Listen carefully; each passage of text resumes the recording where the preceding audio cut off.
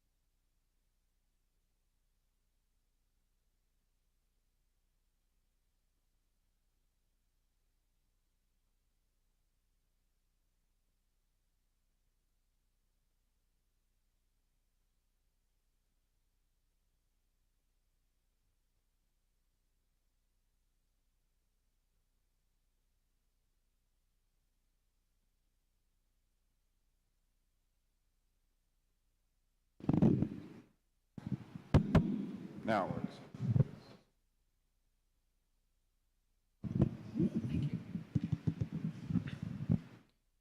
Assalamu alaikum wa rahmatullahi wa barakatuh. My name is Yasin Sheikh. I'm the Director of Public Relations and Outreach here at the Islamic Society of Akron and Cat. Just want to say Jazakallahu khairan for coming here today to, inshallah, benefit from this amazing presentation and this amazing panel. ISAK is really involved and engaged in political activity in the Muslim community, in the broader Akron area, alhamdulillah. Activists from this community were directly responsible for Akron City passing a ceasefire resolution just last November, alhamdulillah.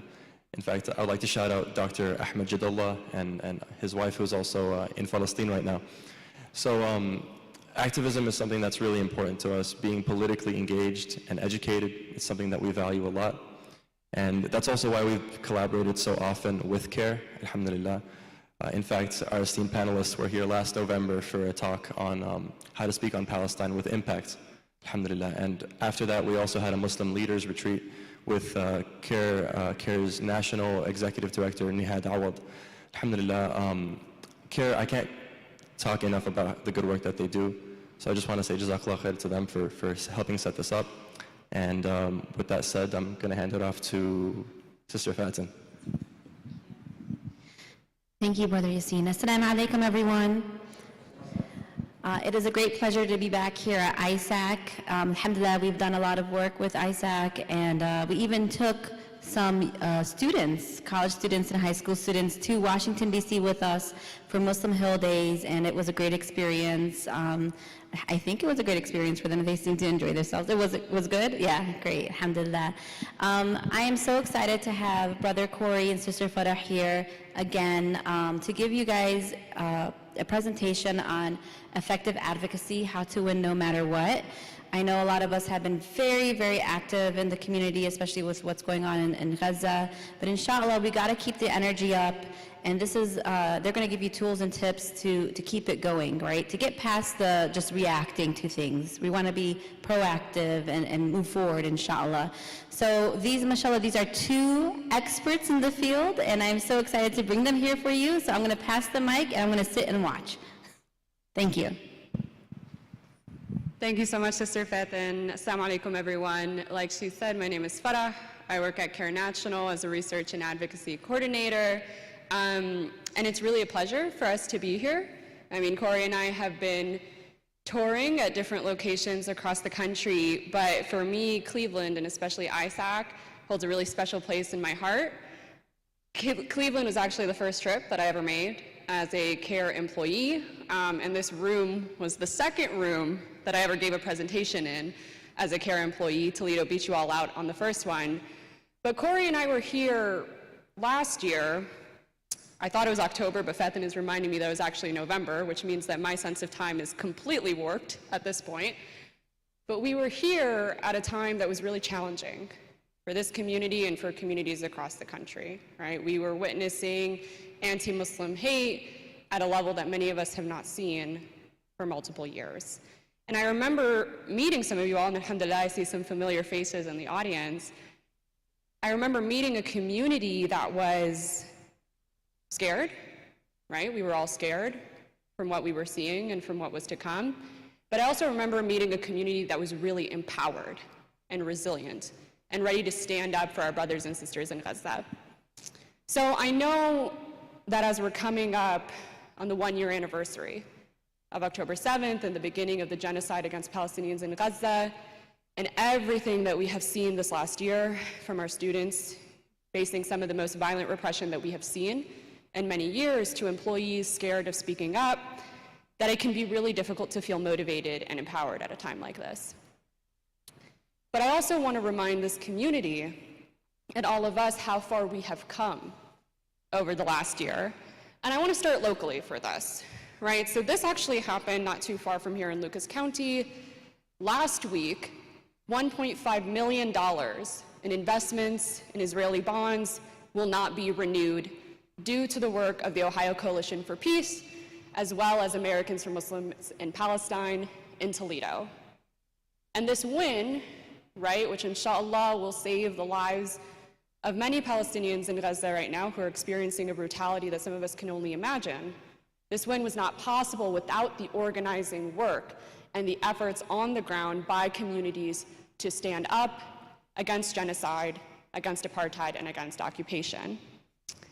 And the other thing I want to emphasize is that this is only a local example of something that we are seeing across the country and across the world, right? So even as we're seeing our communities attacked, right, for their religion, for ethnicity, and for what they believe in, we are also seeing our community stand up and made a huge impact on two corporations that they believe to be supporting genocide in Gaza, and for the first time in many years actually caused a decline in the number of sales that those corporations are receiving. And again, I say all this because I think that it's hard, especially as we're coming up on the 1 year, to feel motivated, to feel empowered, to feel like our communities can do something as this genocide continues. But I also want to remind you all that resilience is not surviving, right? It is not going through the motions of our everyday lives, right, day to day, and feeling helpless and hopeless because we can't do anything. Resilience is about thriving even in difficult environments like the ones we find ourselves today. And I love this photo especially because this is a real photo that one of our care offices in California took of a huge protest at a university when students got together in April and May and said that enough was enough. So when Corey and I were talking and thinking about, what we were going to bring to the Cleveland community this year, we thought, we could bring more reports and more data. Corey and I have a very special talent for depressing a room with the numbers that we can show you all in terms of what we're seeing in Islamophobia across the country. And we thought that that's not what the community needed to hear right now. That work is important and it has a time and place. And as a community, where we need to be focusing our efforts on is how do we organize? How do we advocate for ourselves? How do we continue to build the skills that we need so that we're not just responding in the short term, but that we have a long-term vision and a long-term strategy? So that's what we're going to be doing today, inshallah, right? Effective advocacy. How do we win no matter what? I know that's a big question. Inshallah, you will all get an answer by the time we're through this presentation. So we'll be going through some basic advocacy strategies, and then we'll also be giving you some practical tips and tools. But I also want to emphasize that this workshop is here for all of you, and I know that many of you are deeply involved with advocacy here locally, and so I highly encourage you all, we're a small group, right? Feel free to jump in, feel free to ask questions. I will be asking you questions about what's going on here, because again, our work here is not to present big facts and big data at you, it's to work through challenges together and figure out how Corey and I can be a resource to all of you, and also what your local community, mashallah, can teach us that we can take to other communities across the country as well. So we're going to go ahead and get started, but the first thing I want to say, right, before I present you steps of advocacy, what to do as an advocate, I think this first principle is really important to understand right at the top. And that is, there are steps to effective advocacy, right? We will give those to you, and advocacy, being an activist, is not a step-by-step process. Why is that, right? We're not activists in a vacuum, right? We can make all the plans and the strategies that we want, and at the end of the day, there is an opposing side. There is an adversary, and most of the time, they do not want us to get what it is that we want to achieve. And so while we're going to give you steps and tools, I think one of the most important things to understand early on is that advocacy requires three things, right? It requires flexibility, creativity, and persistence. And I really think that there's no better example to teach you what this looks like than to go back to those student encampments, right? Is there anyone here who participated in a student encampment? 1, 2, 3, oh, mashallah, all right. I loved the student encampments because, again, I think it exemplified these three principles really, really well, right? Flexibility, I love this story. So back in April, what did the students do? They got tents, they went to main campus, they decided to sleep the night, right? It was a big sleepover, and they wanted to protest because they wanted their university to divest from Israeli weapons manufacturing, right?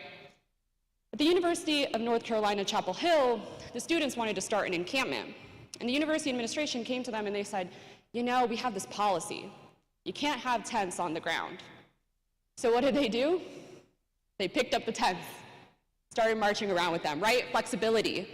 Your adversary is always going to present challenges to you and you need to learn how to respond to them, right? Number 2, creativity.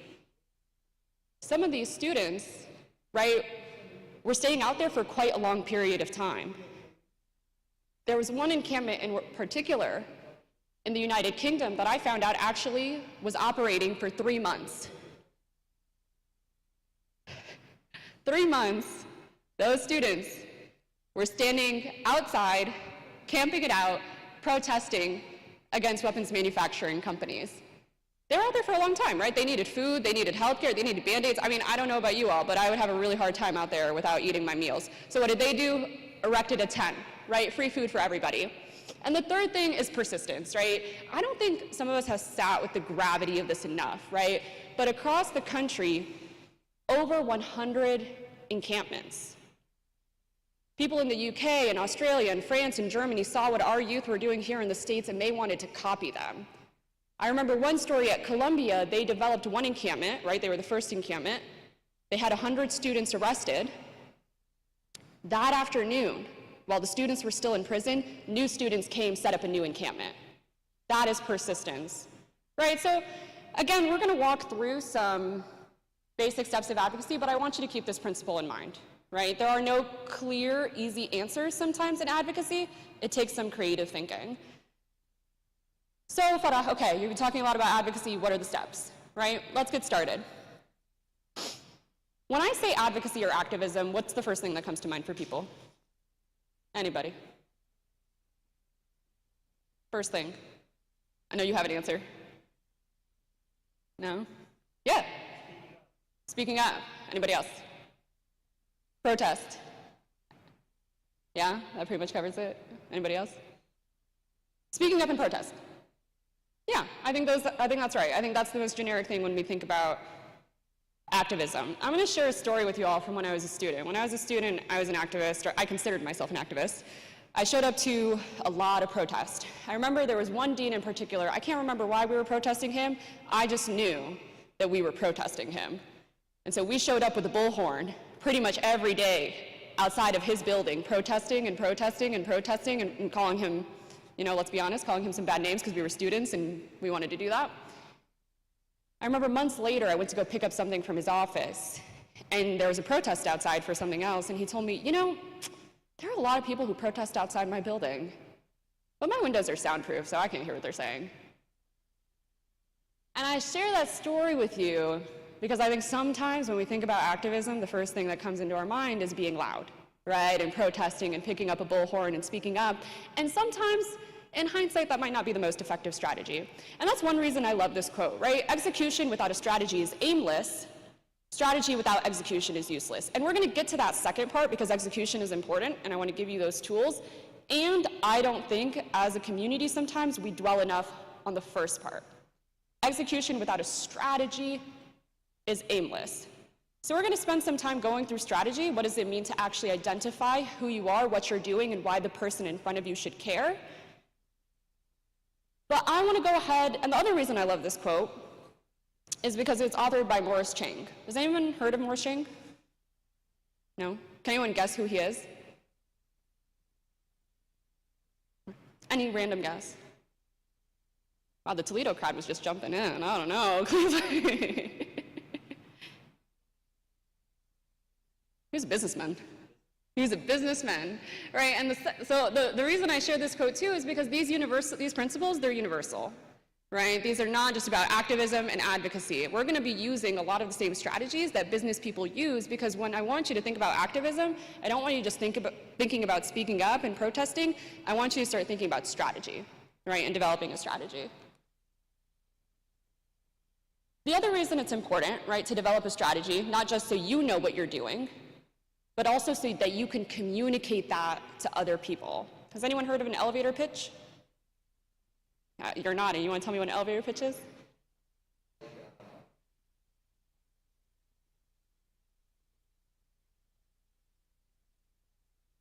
Yeah, and why is it called an elevator pitch? Until the elevator opens up. Exactly, right? 3 to 5 minutes is interesting, although our hotel, I would say the elevator takes 3 to 5 minutes, but I think usually it's 30 seconds to 2 minutes, right? That's the opportunity that you have to explain who you are, what you're doing, and why the person in front of you should care. So much about activism is communicating yourself to another person and being able to convince that person to be on your side, right? So again, we're going to be talking about developing a strategy because it's important to be able to communicate your group and your initiatives to someone else. All right, so that was all build up, right? For me sharing this kind of boring and basic slide with you, right? But now we see why it's important. The first step in developing activism is to identify the problem, the people, and the solution, right? So the problem, there's really 3 key questions that you want to ask yourself. Is the problem broad? Is it deeply felt in my community? And is the problem actionable? Now, I don't think I mentioned this earlier. I don't live there anymore, but I actually grew up in Dearborn. Has anybody here been to Dearborn? Yeah? How long does it take to Dearborn to get to from here? 2 hours. Oh, wow. All right, that makes sense. So I grew up in Dearborn. When you're walking through the streets of Dearborn, what's the first thing you see? Shawarmas. What else? Kawa house, right? Lots of halal restaurants. When I was a kid, I had this dream. I went to my mom, I told her, I want to open a halal restaurant, Mom. Is that problem broad? Yeah. Is it actionable? Maybe. I was a kid. I don't know if I could have done it.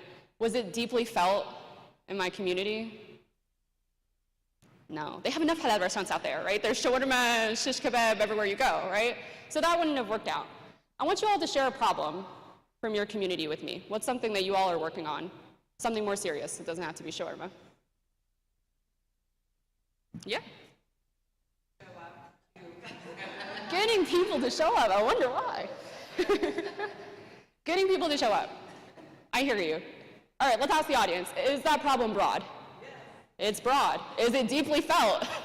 I could tell she was feeling it. Is it actionable?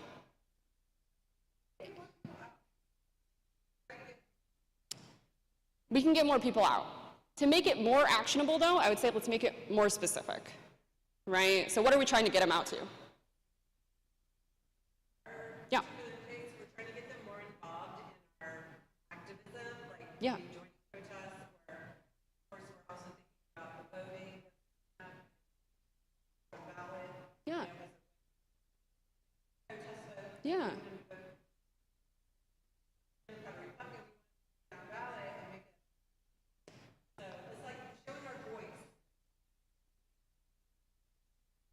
Sounds good. I am a representative of C3, so I'm not going to comment on any of that. But getting people to turn out and vote, right?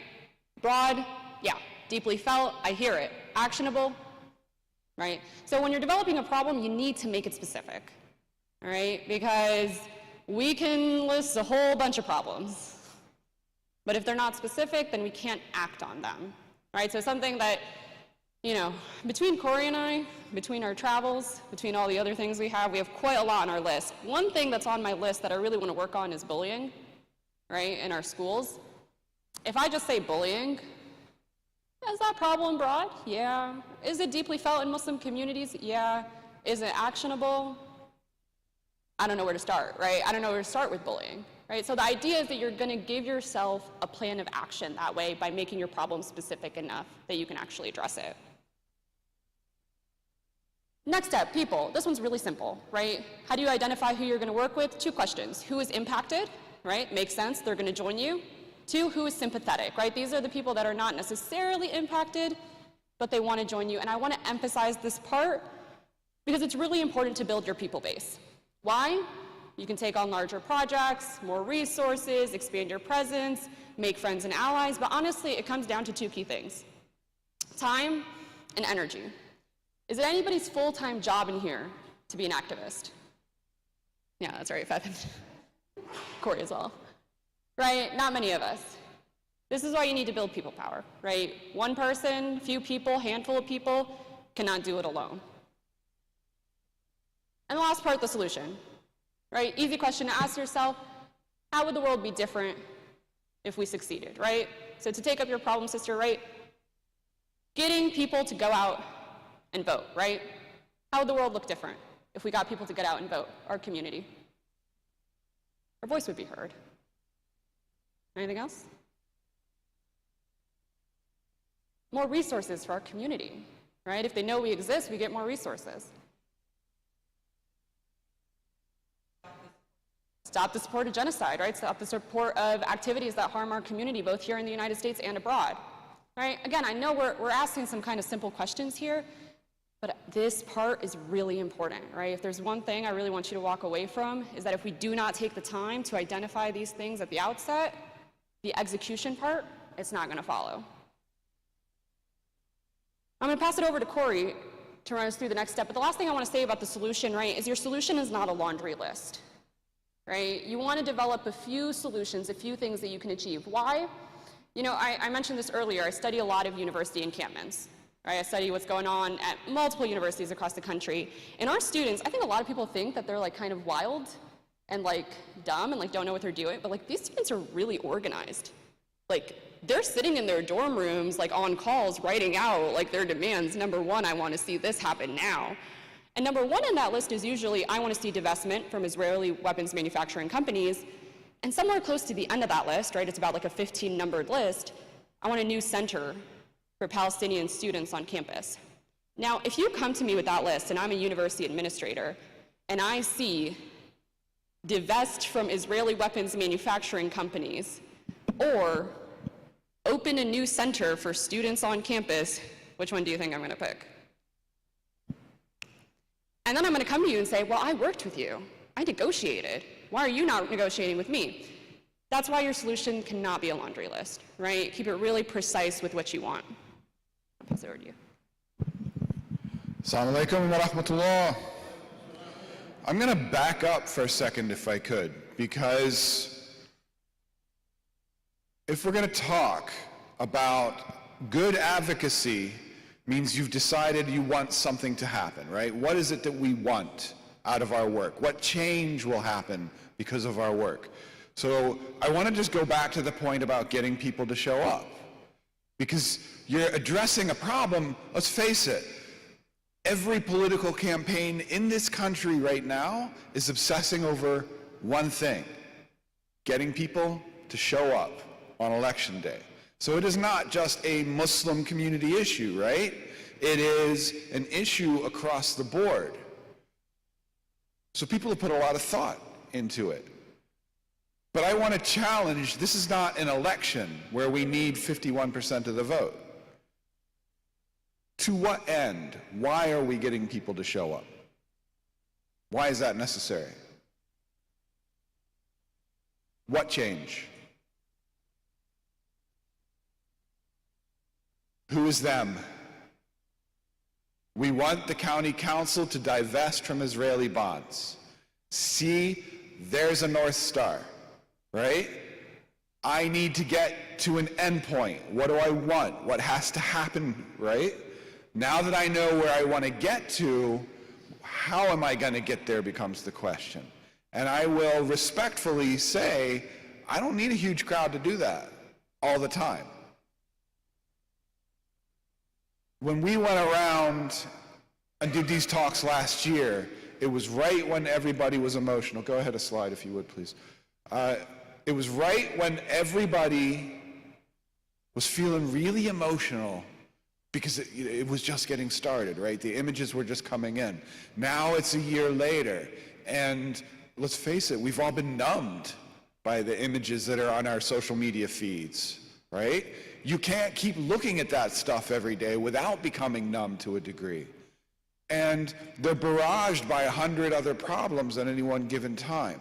So if my goal is to get the city council to divest, and I need people, and my energy is going out of my movement, there are a few things I can do, but one of the first things I'm going to do is go, where are they? Where's the community?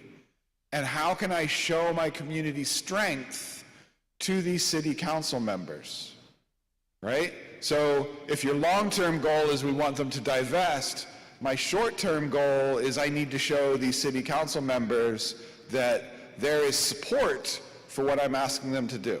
So that when they take this political risk, because let's face it, elected officials, it's a political risk, they will be rewarded for it because they understand that enough of their constituency supports this, that it is in their best interests. So I think if you go ahead one more slide, I'll turn it back over to Fatin here, but I just want to dwell on this point for one moment. If I can't fill a room full of people because they're emotionally exhausted from a year, I can certainly go to Juma prayer with a petition and get people to sign it, right? I can certainly throw a huge feast that people will show up to and get them to make phone calls to the city council while they're there.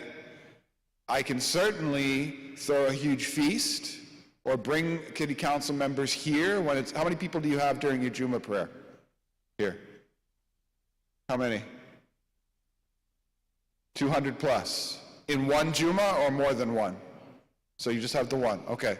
So if I bring a city council person here on a Friday and they walk into this masjid and it's like, man, that's a lot of people. And I go, hi, I'm with the masjid. I'd like to talk to you about some issues in a little bit. They recognize that I have a base of power behind me. I no longer need 200 people at the city council meeting because they understand I'm speaking for 200 people, right? So there are other ways to demonstrate your power to people without necessarily having 1,000 people to show up. Is it nice? Yes, right? I feel better when I have a room full of people. But we as activists have to be creative and flexible, like what Farah was talking about. And at the end of the day, all that matters is our North Star. What do I want? I want the city council to divest from Israel. That is my goal. I need to think and be creative about the different ways I can get this community to that endpoint. Cool, so we developed a strategy, right? Problem, people, solution, long-term goals, short-term goals. This is the fun part. Hit them where it hurts. This part, though, we also have to be very intentional and strategic about, right? I told you that story about how I was a student protesting outside a university dean's office. You know how many people protest outside his office every single day? His windows are soundproof. He can't even hear you, right? Is that the most effective person to go to deliver my message? No. Not the most effective person, right? So when we're thinking about hitting them where it hurts and developing our actual tactics, we want to identify a primary advocacy target. This is the person or people who are capable of giving us what we want, right? So to take the example from earlier, right, we want the city council to divest from bonds. Who's our target? Who's our primary advocacy target? Yeah. The county executive. He's the one who invested the bonds personally, right? Is that right? Cool, we identified the primary advocacy target. Do you know him personally? No, right? Most of the time, we don't know our primary advocacy target, right? We can't just call them up. If we could call them up and tell them to give us what we want, ooh, boy, wouldn't that be easy? That's why we have secondary advocacy targets, right? These are the people who have the ability to influence my primary target. And in general, your advocacy targets are going to lie somewhere, well, you finished that photo. Okay, she got the photo. Lie somewhere on this map. Now, I'm a politics major. I am not used to maps. but I think this one is fairly simple to understand. Vertically, at the top, those are the people who are most impactful. At the bottom, those are the people who are least impactful. Horizontally, on the right, those are the people who most support you, right? They're on your side. On the left, those are the people who oppose you. And you can pinpoint your primary and your secondary advocacy targets on this map. It's called the power map. A lot of activists use it. Now, when I'm thinking about who to go after, am I going to go after the person who's not very impactful and is not on my side? No. Why would I waste my time there? That's time and energy that I already don't have, because I'm not a full-time activist. And that's time and energy that my people don't have. Am I going to go after the person who's not very impactful and really supports me? No. Again, not going to waste my time with that person. We want to go after the people, right? Big orange circle, who are the most impactful and who oppose us. Those are the people we're trying to engage. Those are the people we're trying to convince to be on our side. Before I move on, I also want to say, we can't forget that top right circle. The people who are really impactful and already support us, we want to keep them satisfied, right? You don't want to inadvertently do something that's going to make that person mad, and you lost an ally who is already there with you. So it's something to just keep in mind, right, as you're developing strategies. All right, so let's say, okay, Farah, we get it. We need a primary advocacy target. We need a secondary advocacy target. Do we know any of those people? Do we know any of those people personally? No? Some of us do. Some of us in our community do, but a lot of us don't, right? Those are not people that we can just call up.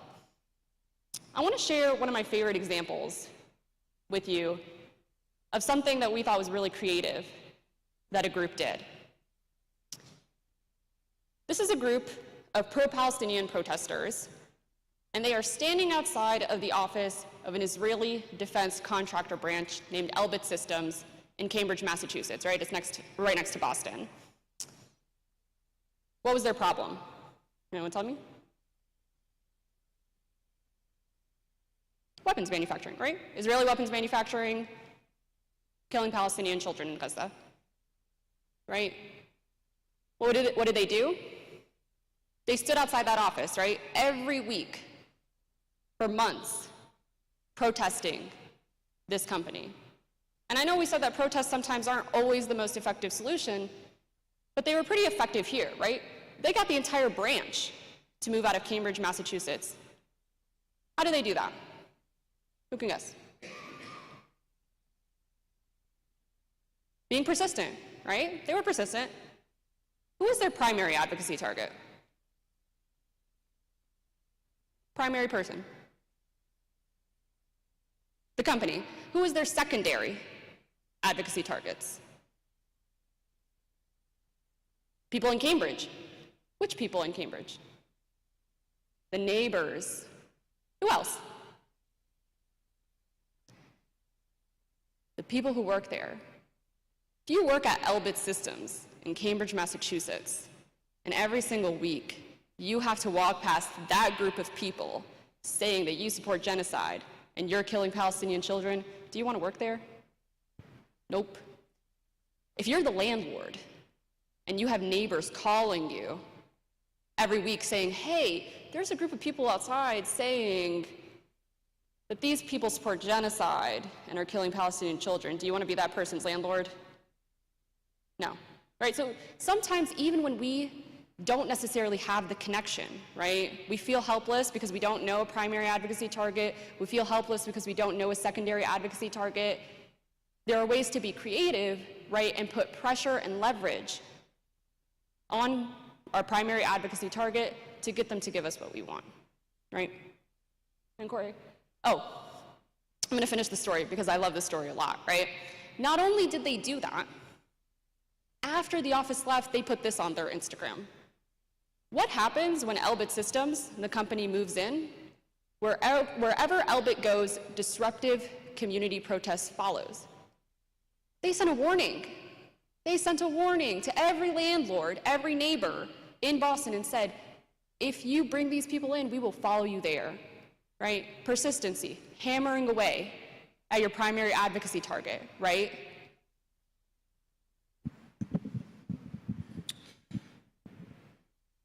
Go ahead, too, if you would. There you go, stay there. How many of you have heard of a problem called banking while Muslim? All right, so banking while Muslim is a very simple thing where what we find is people with Muslim-sounding names will have their bank accounts closed the bank for no reason whatsoever. So the bank will send you a letter and they'll say, we're closing your account. And when you go like, why? I didn't do anything. They'll just say, thank you, but we're closing your account. It is a legal form of discrimination. It is made legal because there are rules in the way banks are handled that say that if people are suspicious, the banks have to monitor their transactions. So the banks don't want to pay somebody to monitor your transactions, so they just close your account, make you go away, right? And you can be doing nothing whatsoever. We actually had an example of this earlier this year. There was a brother in Maryland. He made a donation to a mosque here in Ohio. So Maryland is in the United States, right? Ohio, y'all didn't secede during the Civil War, so you're in the United States, right? He got a note from the transaction processing company that said, due to the ongoing situation in Israel, we can't deliver your money. What did he do? He was giving money to a place of worship, right? But he had the mistake of a Muslim name. So, we're talking about strategy and different tactics. I had a case like this a few years ago where a Muslim nonprofit was going about their business. They were providing clothing to homeless people. This is what they were doing. And they got a letter from their bank saying, we're closing your account. They got a donation from overseas or something like that. All legal, nothing they did wrong. And they were obviously really upset. Everybody has this account. This is where they put the money. This is going to cost us a lot of money. And they had been trying to reach out to the bank for months before they came to us. Months. Who's my advocacy target? Well, what do I want in this case? I want some kind of justice for this organization, right? Who's my advocacy target? Who can make things change?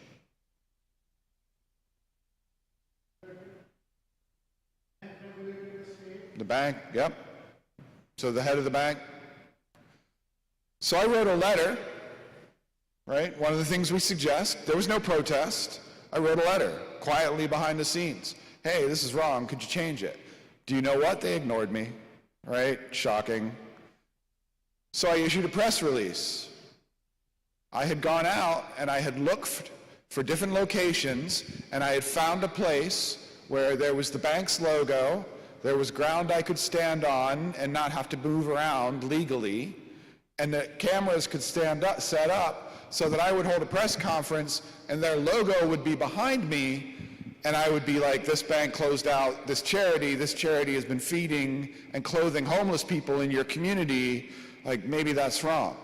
And would you believe it, maybe you all are cynical like me, but would you believe that it wasn't the CEO of, and this was a large bank, it was close, called me the next day. Mr. Saylor, we've seen what you're doing and we're very, we're concerned, we'd like to talk to you about it. Do you think you could cancel your press conference? It's like, no, dude, right? We reached out, these people have been reaching out to you for months, we reached out to you, so we held the press conference, but I now had a conversation, right?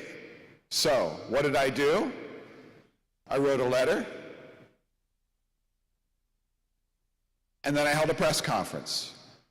All of that was designed because I needed my advocacy target to hear me. They didn't hear me by the letter. They certainly heard it when it showed up in the press, and I might have helpfully sent the press release to their press people to help them hear it, right?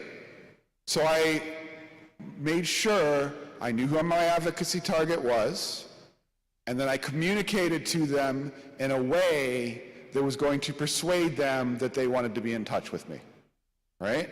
And, to finish that story for you, I was not able to get their account reopened. That would have involved a whole lot of lawyers, and the lawyers told me because it's legal to do what the bank did, we would have lost in court.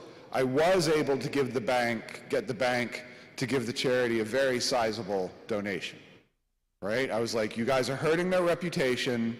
People are going to be afraid to donate, so if you make a donation, they're going to see that this is a reputable and good charity, right? And they did.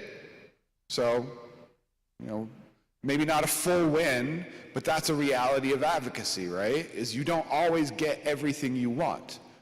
That doesn't mean I stop, but you know, it was enough to make sure that in this case, my complainant, the nonprofit, was happy. So there are many different techniques and tools in your toolbox, excuse me. That's why I stopped and addressed the whole thing about large crowds, because we don't necessarily need them. I will end with this last story. And I have become, I worked for a while with the Doris Duke Foundation for Islamic Art. They very kindly fund a lot of arts groups to do work to try to help people understand and not discriminate against Muslims. And one of their grantees was actually here in Cleveland. And it was this group that got me into the idea that I can hold 1,000 political rallies and political speeches, and sometimes I can't have as much impact as one play, or one performance, or one piece of art. And I'll tell you very quickly about 2 pieces of art that I saw that have changed the way I think about advocacy. One of the groups they funded did a play. And this play was about immigrants. So you had up on stage 3 immigrants in a Jeopardy-style game, and they were competing for a visa to come to the United States. So it was like watching Jeopardy almost, right? And after a few rounds of this, they stopped, and the audience had to vote on who got the visa. So first thing, you didn't just get there to sit and passively watch. You had to make an emotional choice about who was going to get the visa.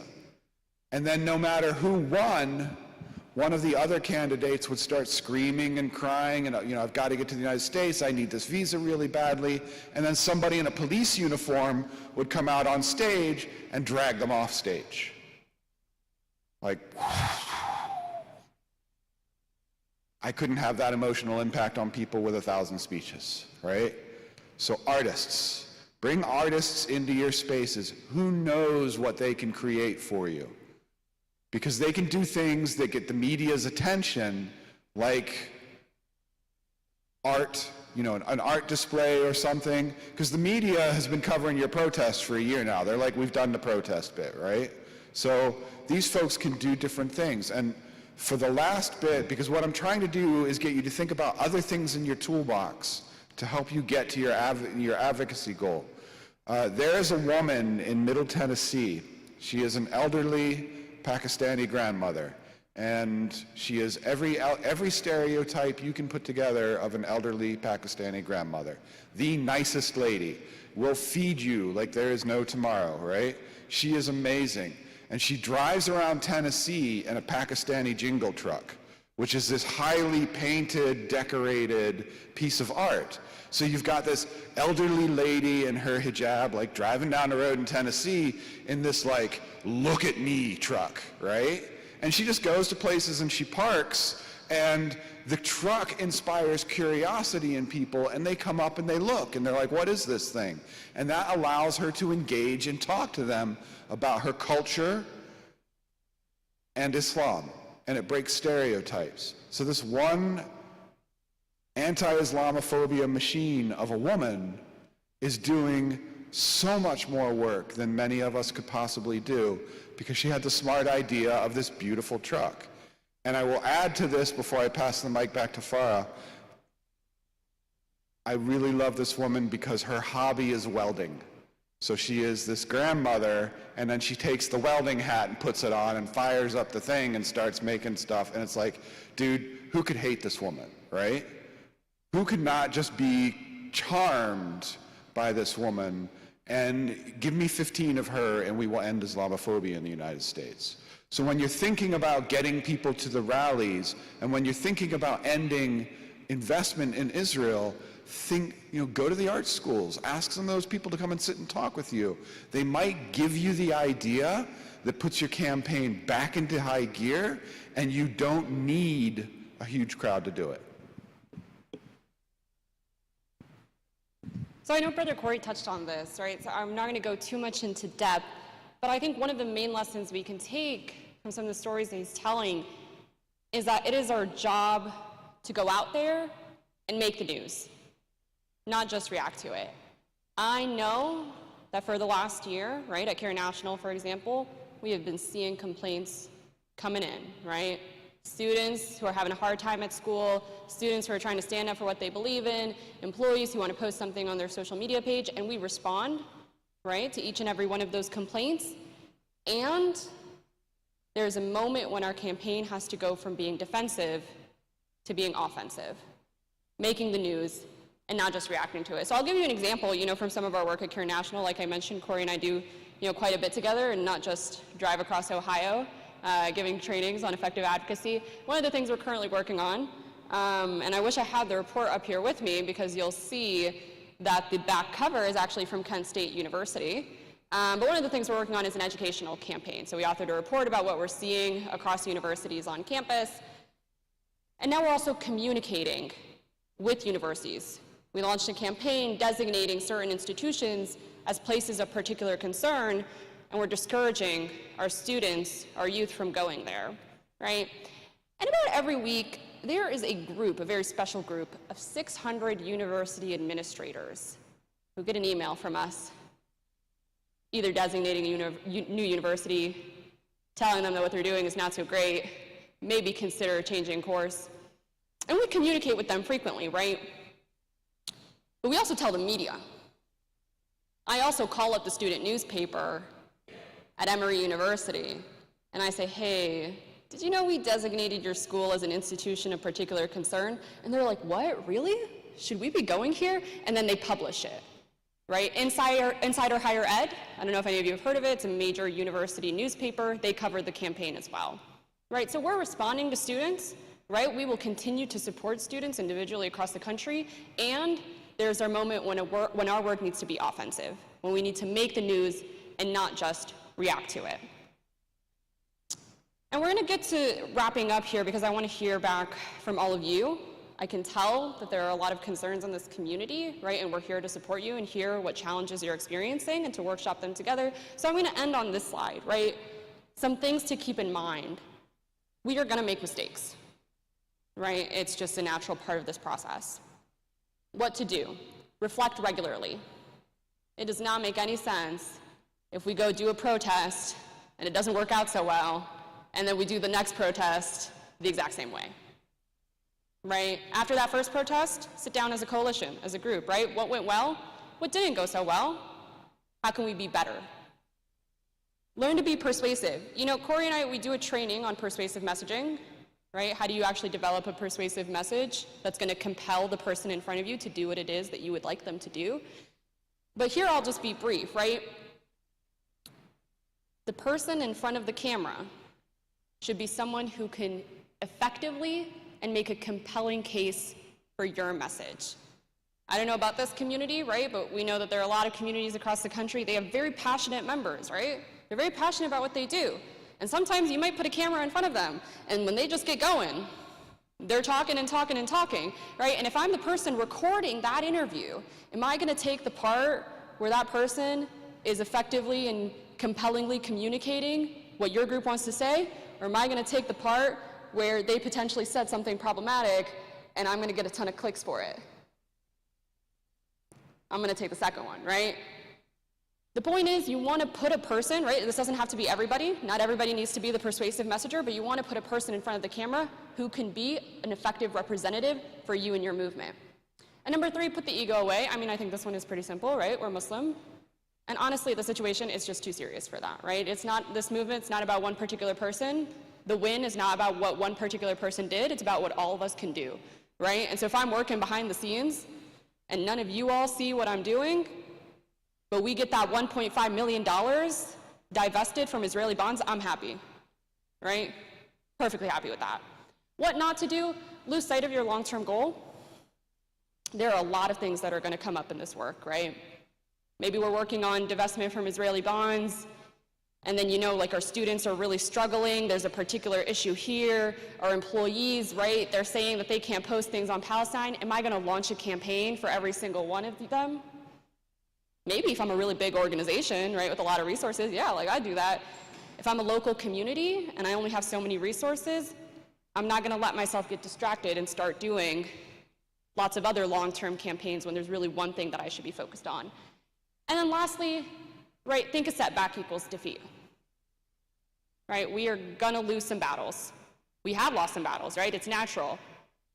But the process of persistence, it's what gets us from being a local community in a room to, again, having $1.5 million divested from Israeli bonds, potentially saving lives of Palestinian children, right, in Gaza. So we're gonna end it there. I think I have some, do I have the slide? I have the resources, perfect. We've given you a lot of skills and tools, right, because we think it's critical. We don't want to just sit up here and give you information, right? This is what to do if you're being bullied. And that information is really still helpful. So I put this really helpful QR code up here, right? If you scan it, you'll see a whole list of the resources that CARE has developed for students, right? If you're being bullied, if you want to speak out about Palestine but be safe, if you're an employee and you're called in to speak with human resources because you posted something on your social media, if you had an encounter with law enforcement, that's all up there. So now we're going to go ahead and open it up. Again, we want to hear what questions are on your mind, what challenges you're experiencing as a community, and how Corey and I can be helpful to you.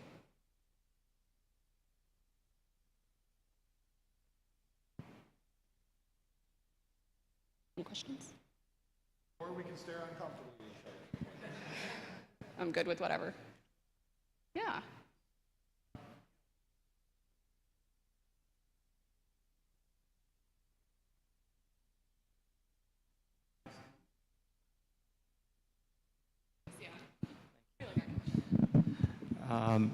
You know, one thing we should all understand or know is that the Zionist movement has decades and decades of, you know, years more than we do in our advocacy work.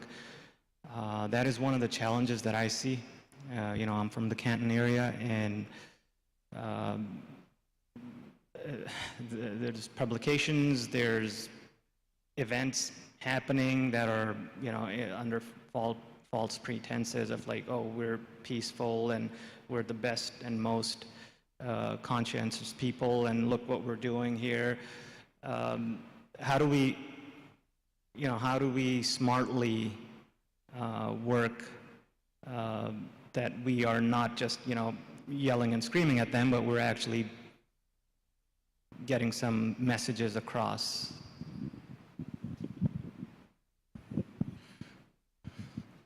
First and foremost, that's exactly what we're doing. We're not just yelling and screaming at people. We know that because Princeton University did a study, and they found that between October and May of the student protests, 95% of them were peaceful, right? So we know we're already doing it. When we talk to people, I think it's important that we, you know, if we have an advocacy target and we have a goal, for me, one of the core goals that I have is that I would like to end the apartheid, I would like to end the occupation, and I would like to end the genocide, right? That is my strategic goal. We can worry about accountability for Israeli leadership down the road. I want those three things to stop. So if you look at any college campus, and if you look at the protests that are happening there, I don't just see Muslims standing there yelling and screaming. I see Muslims, I see Arabs, I see Jews, I see Christians, I see African Americans, I see Asian Americans, I see everything. So I think it's wrong if we talk to people and we characterize this as a religious conflict because it's not. Or an ethnic conflict, it's not. It is, do you support genocide, apartheid, and occupation, or do you oppose genocide, apartheid, and occupation? And I will humbly assert to you that there are very few people in the United States who were brought up to think that apartheid is a great thing, that genocide is a great thing, that occupation of another people is a great thing. So let's characterize what's going on at its very, to what it is, its very core. It is about decades of occupation, apartheid, and genocide. And when you have conversations around that topic with people, you are more likely to help them to understand why what we're saying, 95% at the student encampments peacefully. I haven't heard of like a larger scale demonstration where there were any issues. I don't have data on that. But what we're saying is 100% in line with the values of the people of the United States. Now, I recognize, there's a very, very well-organized movement that supports the actions of the State of Israel and its government, no matter what, right? One of the largest organizations doing that is John Hagee's Christians United for Israel. I'm okay with putting my head down and doing the work day after day because I know how to run smart professional strategies. Allah will make the decisions about what the outcomes are, right? And that's very hard for me. I want that genocide to stop right now. I don't want to see any more dead kids. But the path is the path, and I'm going to keep pushing for it. And I would advise to you that if we keep doing it, and as people get tired and exhausted, we creatively find other tactics to use until the energy comes back. Because what often happens is when you start delivering wins to people, like some of the ones we've talked about, like people like wins. They like to show up for that. It becomes easier for them to re-engage because they're not just being beaten down again and again and again, right? Think about it. That's what authoritarian governments do. Many of us come from countries that are authoritarian, right? They beat you down and beat you down and beat you down until you're just like, okay. And so we have to, as leaders, show our people that that's not the case. That we're going to keep our heads up high and we're going to be proud and we're going to deliver wins, even if it's not the ultimate goal of ending the genocide. At least we're going to cost them money. And we're going to keep costing them money until they feel compelled to end the genocide. So thank you. Great question. Yeah. Which one? Yeah.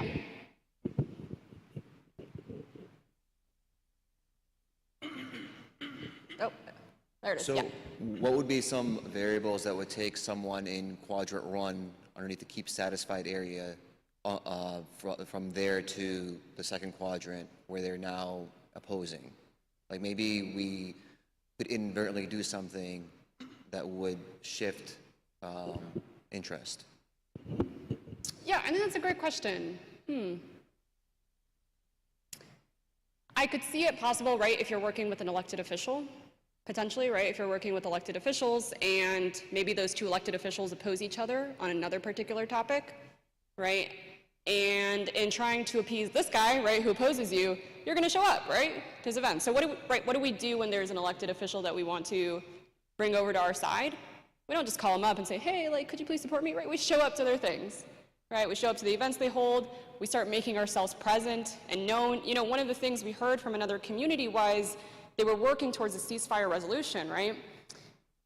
And they walked into the city councilor's office and she said, with some attitude, well, it's really good to see you. Haven't seen you before, right? And I don't know what your relationship is like with the city councilors that are here, right? But that is something that people hear often. It's, well, I only see you when you want something from me. Right, so if I'm going to pursue a city councilor, right, as my primary advocacy target, I'm going to start showing up, right? Even to things that might not necessarily relate to me, I'm going to be there so that they see my face, they get to know me. And over time, right, even when they're more powerful, maybe they're going to go to a different level, the national level, they remember who I am, and they give me a call, right? And I don't have to build that relationship anymore. But to answer your question, right, in the process, you got to be careful. You got to do your research. Because what you don't want to do is start supporting this person on something and then inadvertently make this other person who already supported you kind of mad, right? And so how do you avoid that? Research, right? Like I mentioned earlier, I want us to think about activism not as just protest and speaking up, but strategy. And if I'm a business person, right, and work a corporate job, I don't work a corporate job, I'm a full-time activist. But if I worked a corporate job, the first thing I would do when someone gave me an assignment, I'd do some research, right? I would do a ton of research. I'd figure out everything it is that I need to know about that person or that organization. And in that process, you would see, right, those places where you might cause some tension, and you can think about that in the larger strategy, right? Anything you want to add? Other questions? Yeah, sister. Yeah, of course. About you were saying you could use art and theater. Have you heard of something called Bread and Puppets? The end after I think so. I think they were one of the grantees of the organization we were working with. Okay. They came on right as I was leaving that organization, so I didn't work with them, but I remember hearing about it. Okay, they were recently in Cleveland. And so in our group, there was somebody who suggested that we go to it, that they were going to do some pro-Palestinian stuff in there. And I kind of looked at it, and I couldn't quite tell what was going on, but I did see Palestine. So I convinced my whole family to go. And because it said you could bring the kids, I'm like, okay, let's bring the kids. So we all went to it. And I thought, oh, there'll be a lot of Arabs and Muslims there because of this Palestinian thing, right? And they had people walking on stilts, and they had like these puppet things, and they had all this stuff. And my grandkids were like totally excited. And we had a great time. The clever thing that they did is in between some whimsical skits is that they did these political skits. One was talking about empire, the death of the empire, how to revive, how did they bring the empire back to life? Well, Amazon came to its rescue and all that. They did these symbol things. One of the most powerful pro-Palestinian things they did was, do you know that young man who was, I think he had autism and he had Down syndrome, and the IDF they put that dog on him and that dog killed him? Do you remember this story? This was a big story that came out. They did this. Okay, so first they said, here is the dog that kills Muhammad, who was this young man. And here's the soldier who released the dog that killed Muhammad. And they went to the prime minister. Then they went to the president of the United States. Then they went to the Congress. And then they went to the people who elected the Congress. Showing this connection to this young man with Down syndrome, how he died at the hands of that dog because of the soldier, because of the general, because of the president, because the prime minister, the president. And it's you are completely responsible because you elected those people to office. Making these Suddenly I connections. am personally involved in this whole Yes. thing. It's no longer a distant issue. Right. And it was all with puppets. And then the next thing, you have this whimsical thing coming out, these pink things dancing around, and then another thing would come out, and they would talk about, they had one with tents, and they were talking about the life of the tent, and then the life of the tent Gotcha. refugee. And so it went on like this, right? Yep. Most of the audience was white. A lot of them are older people who like to go to plays in the summer outside. Okay. So I would have been there. Very interesting, right? Because I went in with my keffiyeh on thinking, oh, there'll be all these people there. And we were like the only ones that were Muslim. And I had really strange looks because I had my keffiyeh on. People were disapproving of my look and my appearance or whatever. They weren't clapping for these things, but the message was there. They were there, right? That's what matters. And Yeah. because I was looking, I'm like, who's clapping at the end of some of these things to see whose response? They got the message, though, clear. There was no way that they could escape. They were caught and, had to watch the whole thing. So I love that you picked up on what I was talking about, Yeah. right? I think you see it. But I want to just acknowledge something else that I've just seen in this room, which is when we started talking about what is a problem you're dealing with, there was a collective on your end, and I'm pretty sure we kind of shared it a bit. There was a collective, how do we get people to show up, right? And this room has now just changed to, I have this idea and this idea, and this was this cool thing, right? So we, by being a little flexible and creative, has just shifted how we are thinking about approaching the problems we face. And then, inshallah, you take that energy out to the community, that re-engages them, that pulls them back in again. And you will never, very rarely do you have the numbers that we saw like last year around this time. Like that's just, you got to have a very high level of emotions to get that. But when you just expand your core a little bit with a few effective people, you can get a ton of work done. Yeah. And I will just add this before we go to the next question, that in my mind, one of the most important things that we can do if we want to win no matter what, I mean, we understand what advocacy, what the principles of it are, because once you understand the principles, then you know how to be more effective at it, right? But the other thing that you can do is you start something like a divestment project and fund somebody to work on it. Because everybody is volunteers, and alhamdulillah for the volunteers, none of our organizations work without them, but your effectiveness changes when you have somebody and it's their job to go out and do this stuff, because they are freed from having to worry about putting food on the table and rent, and they have the time to do that. But if you go towards, one of our development people was here earlier, and he makes the very fair point. If you go to people and say, we need another staffer, like, everybody needs another staffer. But if you say we have a project, and all that person's going to do is work on divestment, you're tired, you don't have any time, but if you give us a little bit of money, we've got somebody to do it for you, right? So that's just another creative step that also professionalizes you, because once somebody's been doing it for a while and they get experience, each campaign that they run is a little better because they've learned, right? So thank you. I'm loving the energy you're putting out at this point. Hey, now here's my question. Okay. Okay, so as I said, when I showed up, here's the zinger. Okay, so when I showed up, I was thinking, oh, there'll be all these Muslims and people coming to support these people who are, the bread and pubs are they're travelers, they're going around, and this is how they're making money too, to support themselves and stuff like that. The more people who show up, the more money they make, and so forth and so on. And of course, our community was not there. So we, and Yasina's part of the group, actually, are part of a group that is doing a lot of advocacy work, and we're trying to get this divestment from the Israeli bans and all this stuff. And we show up as a group, and like you said, we have all these groups that show up. All these guys, the Christians are there, the Jews are there, all kinds of people show up, and a couple of Muslims. This is what I'm talking about. Like, we're not getting our community to show up to stuff. So you would think that all these Palestinians would be standing there, or all these Muslims would be standing there, because it's such a salient Muslim issue, but they're not there. They don't show up. They don't support anything. They don't come. They had a Palestinian film festival. That was pretty well attended. I thought that was pretty good. So that the community show up for that. But that's what I'm talking about. How can we affect that? And so we met with an imam, and we were talking to him, and he gave us a couple of ideas. Well, because we said, maybe if the imam says it in the khutbah, get out there and get busy and start advocating. Sorry, sister, is that the adhan? All right, should we?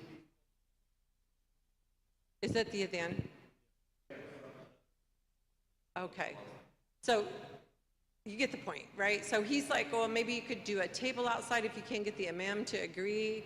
But there's some problems with them talking about voting and so forth and so on. So I'm just like, can you give us some ideas or like some ways that we can do it? He was suggesting a table, or what was that, doing a book club on sacred activism, trying to get people to see it's part of our responsibility as Muslims to do these things. So I don't know if you can, you're welcome. I can't. I have a hearing problem. So I heard the adhan is being called. We have 5 minutes. So, you want to take that? Or want me to take it? I'll start. I'm going to say a few things, right? One, in terms of our Muslim community, right? How to get them more engaged. I assume, do you do some kind of community dinner? Maybe? Yeah? Food. Right? I know it's a really simple answer, sister, but food. I mean, I think we're reaching a point, right, and like we're aware of the room, right? When Corey and I were here last year, the room was much more filled, right? Because it was pressing, right? It was that same month that had just happened, right? Everybody was in here searching for answers. Now, right, unfortunately, because our community has been through so much, right, it is becoming desensitized. So if I go around, and I don't know, right, but if I go around to your community and I say, hey, we're going to do this political event, right? And we're gonna do letter writing, right? It's gonna fall on deaf ears. But if I say food, community dinner, nothing to do with politics, right? Building, right, those moments where you can then have those conversations, right, and build those individual networks. We talked about persuasive messaging, right? How is it that you get somebody, an elevator pitch, how is it that you get somebody across from you to know who you are, what you're doing, and why they should care? That applies as much to your community as it does to the person across from you, right? And so we have to get good at messaging why it is people should care, but once we've been able to get them in the room. And it's about creating those opportunities where, let's be frank, our community members can just be community, right? Without having to constantly think about, right, what's the next political activity that we're gonna do, but then you build them up there. And the second thing I'll say, and I'm gonna say it in response to the event that you went to, because I think you said, right, like, the Muslim community wasn't really there. Maybe this is a little controversial, so feel free to contradict me, Corey. I totally invite you. Not every event is gonna be meant for the Muslim community. You're gonna have some of those events, right, where if we're talking about, oh look, I get to bring up one of the slides from earlier, right? If we're talking about people, there's the who is impacted, right? That's your community, but who is sympathetic, right? And so to me, that sounds like an opportunity to get people who might be sympathetic, right? I know you said there was a bit of a vibe there, but people who might be sympathetic to join your cause. Would you identify yourself as an activist? Would you say you're an activist? Then you're gonna say you're an activist, right? Then you're an activist. It's one of those things, one of my friends, she's a musician. I told her, you know, music's not for me, I'm not good at it. She's like, everybody's a musician. Everybody's an activist, right? But I say that because when you're in that room, right, and I feel you. If I walked into that room and I was the only one wearing a keffiyeh, I'd feel a little uncomfortable. And persuasive messaging, elevator pitch. Who are you? What are you gonna do? And why should they care? Are you gonna win every conversation from this event? It doesn't sound like it, right? But I would see those opportunities, right? Not every event is for the ummah, right? Sometimes it is an opportunity to build that relationship. I'll pass it over to you, Corey. We can certainly talk about it a bit more. I heard the 5 minutes, so let's go over and take care of Salah. We would invite you to come back and join us. We can take a couple more questions before we wrap up. But you know, so far, I hope it's been a productive conversation for you. I feel like I see some eyes that have a bit more of a glaze in them, the positive type, because you sort of see some ideas. So let's finish out the conversation, but let's go do our salah, and we'll come back and restart in a few minutes.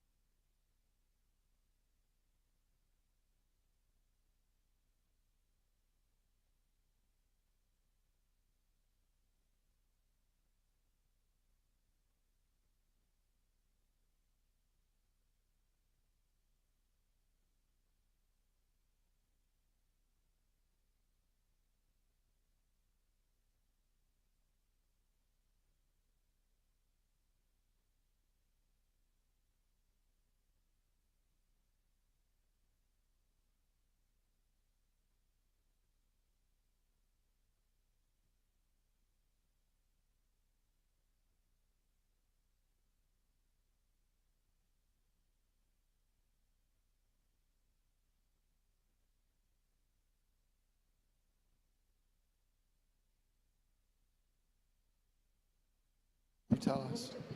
All right. So, we have just a couple of minutes, so we can maybe take 2 more questions. But I wanted to end, we were talking about getting people to turn out. I feel like we've addressed it pretty thoroughly at this point, with the idea of giving you some particular tools so that when we leave, you have ideas about how to get people to, how to get the numbers back again. I just want to, plant this last thought, because I started it earlier, and I just want to reinforce, and I'll reinforce it. A good activist, who it's their full-time job, replaces like 100 people.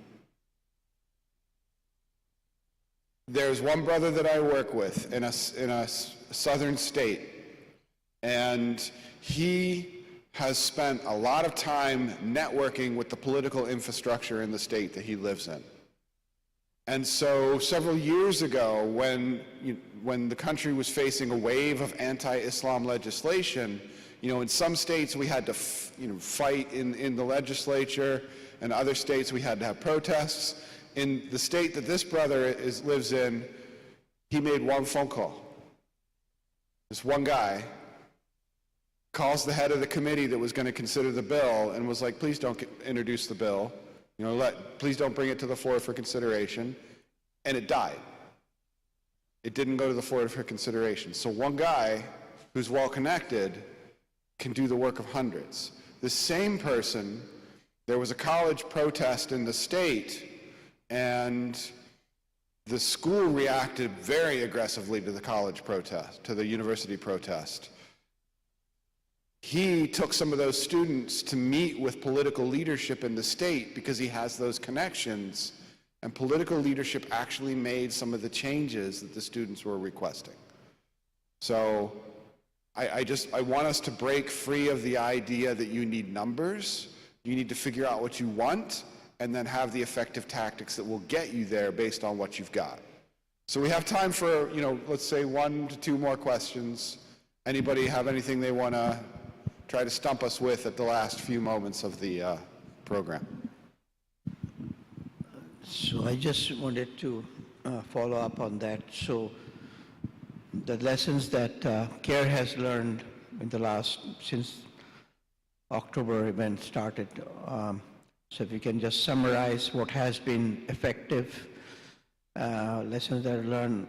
I mean, sometimes I see a lot of people spending a lot of time, but what they're getting out of it sometimes is questionable. So can you give us some of your thought on that? So locally, what's been effective is everything we've talked about tonight, right? What we're doing when we come and we show this to you is we're distilling down not just what's been effective since October, but things we've learned over the last 30 years of CARE's existence. I will add to that, at the national level, nobody's going to say we've seen the results we want, right? That's just 100% true. But we have seen some results. And I would argue to you that those some results, and I'm being, I can be more specific to you afterward, but I would say some of that is because we are not the community today that we were at 9/11, right? After 9/11, we were a punching bag. I mean, it was very difficult to defend ourselves. But we now have significant new tools. So CARE alone has over 80 attorneys on staff. So lawsuits, very effective tools, right? We have more political connections. So in Youngstown, they were able to get a resolution passed. Farah was talking about the divestment that happened. Locally, there's lots of those things happening because connections have been built. So the answer to your question is more of a long-term proposition. What is effective? You invest in community institutions like this one, right? At this point in time, I think we're done mosque building. We've got a lot of mosques. We don't have the problem that we used to face where it was like we have 1,000 people who need to pray Jummah and we only have enough room for 200 and everybody double parks in the parking lot and nobody can get out. right? I haven't seen that problem in a long time. But that means that this institution, since we now have the space to pray, how do you build power from this base, right? More outreach. Are you present in the community? Do people know you? When we asked if people know you, like people were like, well, we're not sure. So that means you have to be systematic about doing some outreach. Some committee has to be formed. Somebody has to be at the city council meeting every time. Doesn't have to be the same person every time. Have them wear a t-shirt from the mosque. And that way, if it's a different person, the city councilors are seeing the t-shirt from the mosque every time. They know the mosque is there, right? You invest in power from these institutions. You invest in more attorneys, right? Perhaps the masjid can sponsor somebody's education to get a law degree. You invest in more political leaders. You invest in entrepreneurs. You help members of our community set up their own businesses because that generates more money and gives more places for us to do business. And you also invest in more activists. And when you do that, you have all kinds of distractions going on, all kinds of people attacking us from all sides. That's been the Muslim community for decades now. It's not going to change, but we're just focused on our advocacy goal, which is building a base of power so that no one can bully us. And I'll end this response on this point. To me, one of the things that I found most attractive about Islam when I was learning about it was, if you boil Sharia down, it is be a benefit to humanity, avert harm from humanity, right? Not be a benefit to Muslims, avert harm from Muslims. It's humanity. And we've just been in survival mode for a long time. And as we build this base of power, it becomes our turn to go out and help everyone else, right? So when the African American community is facing yet another one of their community who's been gunned down by law enforcement, we're standing there with them, helping them get justice. When the Asian American community, because politicians scapegoat them all the time at this point, and they're facing another person who's been injured, we're standing there with them, right? We are being a benefit and averting harm. So my ultimate goal when I talk about building power and what's effective is because I believe in the service aspect of our faith and getting us to that point where we can be an effective helper to other communities. So we have time for one last question, unless we've exhausted you all. Brother's got the guts. He's going to stand up and slam us with something. I'll be able to sit down though. Yeah. As a follow-up to one of the questions that was asked before about the Zionist movement in the United States having such a strong foundation here, I've heard a sentiment in the American Muslim community that we should just more or less mimic what they did to get to where they are now. So in your own estimation, is that a pathway forward for us, or should we kind of do our own thing?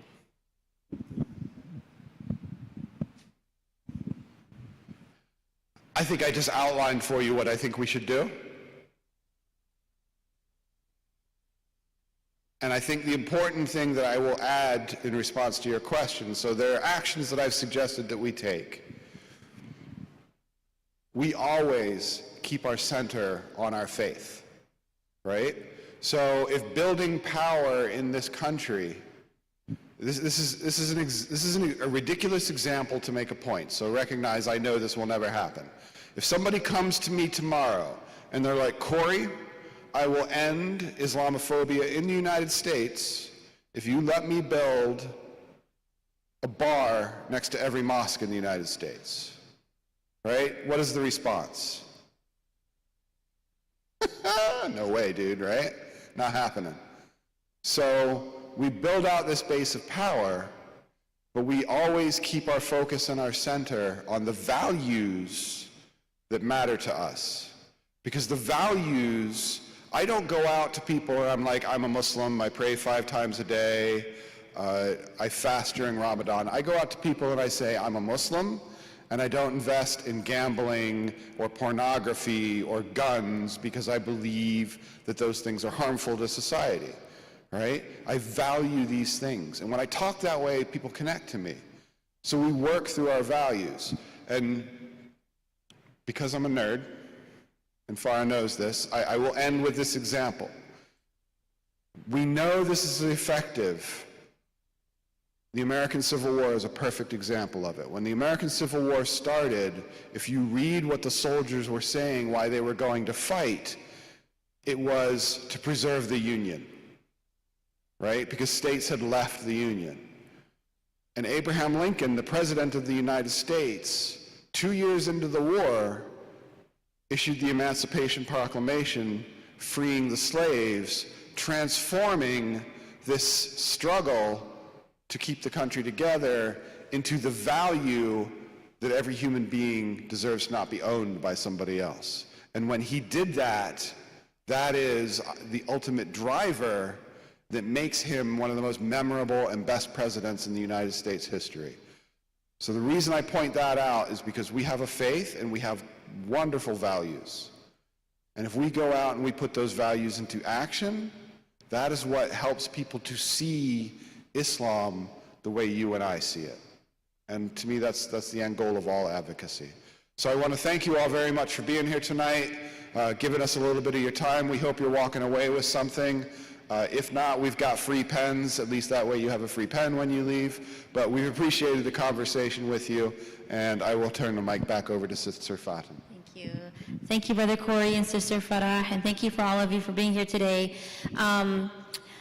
One thing I want to tell you all is, as we were getting ready for these series of workshops, you know, we had meetings, planning meetings with Sister Farah and Brother Corey, and I told them the Cleveland and Northern Ohio area is super advanced in advocacy. I mean, we are so organized, mashallah. The city of Akron was able to pass a ceasefire resolution.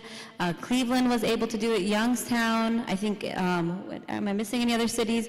And I know Canton's been working really hard on it, and we need to make sure to support them as well. So if we are able to gather together and organize together and continue that work, that's great, inshallah.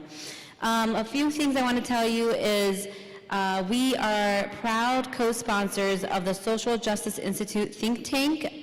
They're having a program called Coalition Building, We Are Better and Stronger Together at Case Western Reserve University. Yes, we filed a Title VI complaint against them, but this is a great institute that we want to support. The keynote speaker will be Mark Lamont Hill, Dr. Mark Lamont Hill, and he will be, I'm not sure if he's there Thursday, Friday, and Saturday, but I know he's going to be there Saturday, October 26th, from 9 a.m. to 4 p.m.